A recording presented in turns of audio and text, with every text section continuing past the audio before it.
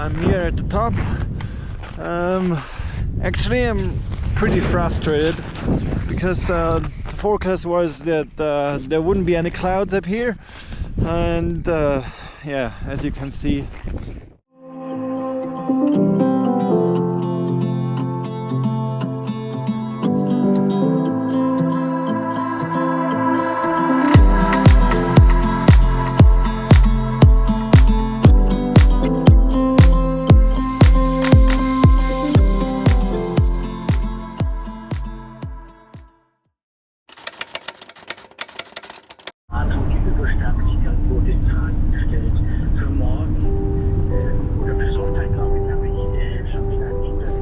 Hi, my name is Maximilian Giel. I'm an outdoor and adventure photographer, and right now I'm here in hospital. It's 5 o'clock in the morning, something like that, 6 o'clock in the morning, and I'm trying to go up to the Winterhorn for sunrise. I'm bringing quite a lot of gear, still testing all the Canon stuff and hoping for some fog and really nice sunrise kind of stuff. Hopefully there will be a track. And yeah, welcome to this video, and now let's go.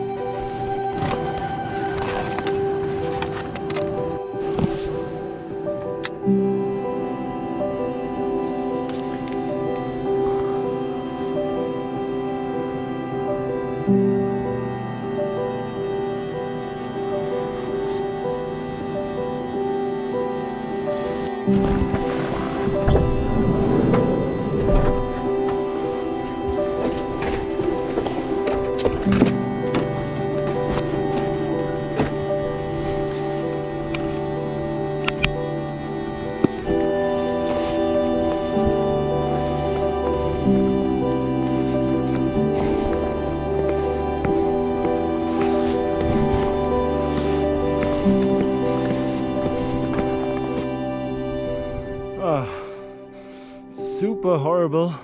Still in the fog. Can't see that much. I have to guide myself up there. Hopefully it's worth it. Right now it sucks a bit. But yeah, let's go on. Now we're talking.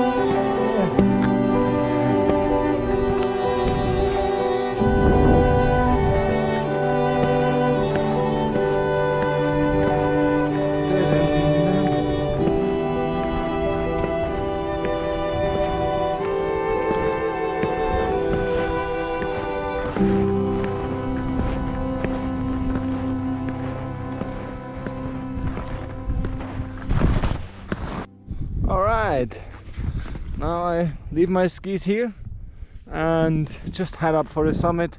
It's about 50 vertical meters up there, so nice. Hopefully all the clouds will go away and we will see something on the top.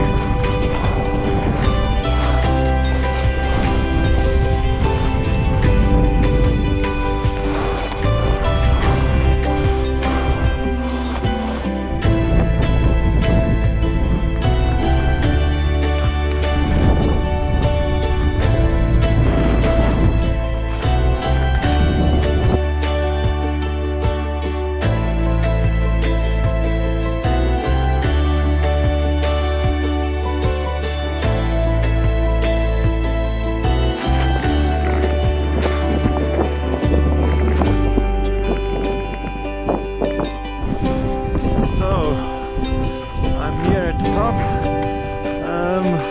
Actually, I'm pretty frustrated because the forecast was that there wouldn't be any clouds up here, and yeah, as you can see, this isn't the fact. But yeah, I anyway want to share this with you because that's what is actually photography, and especially landscape and alpine photography. It's such a bet and a game, and yeah, especially when you try to shoot moods and clouds, and the best way to do that is if you are really close over the clouds, and that's really hard to hit at times.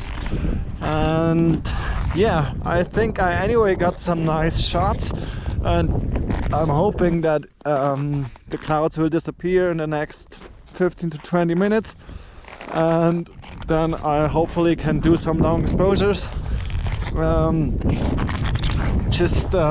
Yeah, for your info, what did I bring? I've got here the Canon R5 with the 100-500, got some filters in there. Then over there I got the Canon EOS RP with the 15-35 on it, just on the tripod while I did something over there. And I also got the 800 in my backpack. Right now it doesn't look like that I will need it. And yeah, let's see what we got. If the clouds allow, I will put up the drone as well and show you a little bit around what you can see. It's actually, it would be a really nice view, but yeah, till now I haven't been lucky, so wish me luck. Thanks. So while I'm waiting, I actually can talk a little bit about the gear. Here's the Canon R5, on it the Canon RF 100-500, and this lens is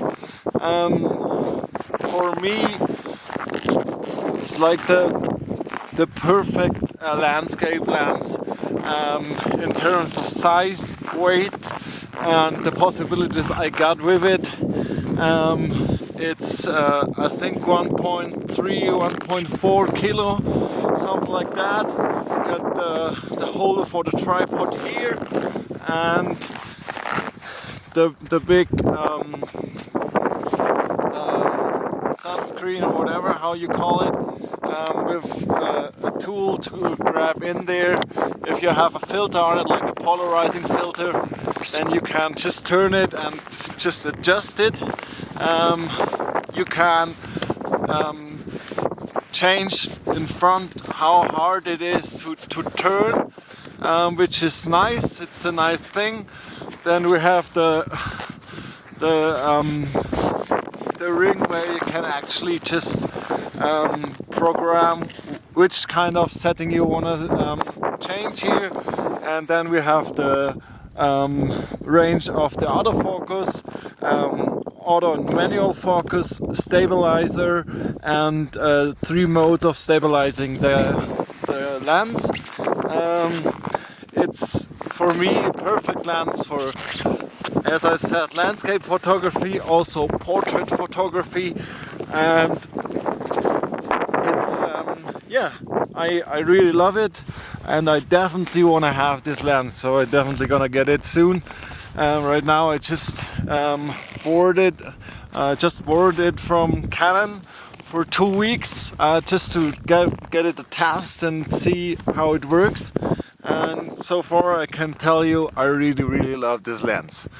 And yeah, so for whom I would recommend this, all people that maybe are traveling or shooting landscapes and thinking about should I go with the 70-200 or should I go with this, and I maybe want to shoot some wildlife. This is your to-go lens, and yeah, I really can recommend it. The build quality is just amazing. Yeah, definitely, yeah, nothing more to add. It's a 77 millimeters diameter for any filters, so that's pretty common, so it's not too expensive. That's always something that you should consider before buying a lens. If you work with filters, this might be an issue for you. If you don't do so, yeah. And for sure it's not the fastest lens. The lowest aperture is I think 5.6, and this doesn't matter actually with a camera like the R5 or the R6, where we basically can put up the ISO like up to 2000 and actually don't care about it all. And so yeah, I really would recommend it to buy it. So let's see if the clouds will hopefully soon go away, please. I can shoot a bit. I want to shoot, but I don't see anything. Alright, I'll keep you posted.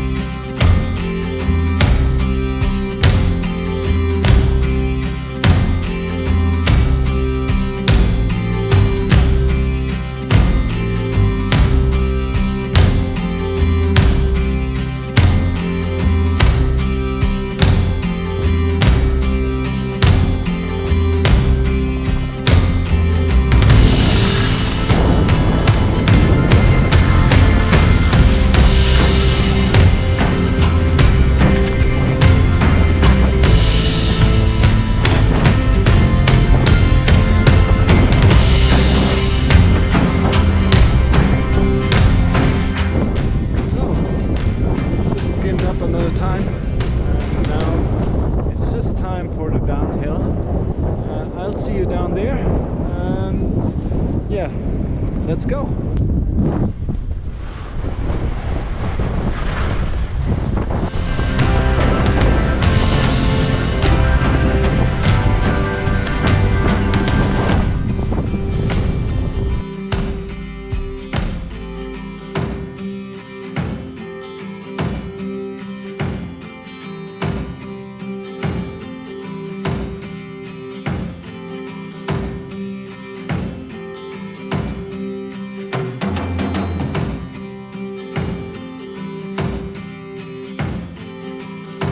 So, now I'm back at my car, skied all the way down, foggy down here, and yeah, that's it for this video.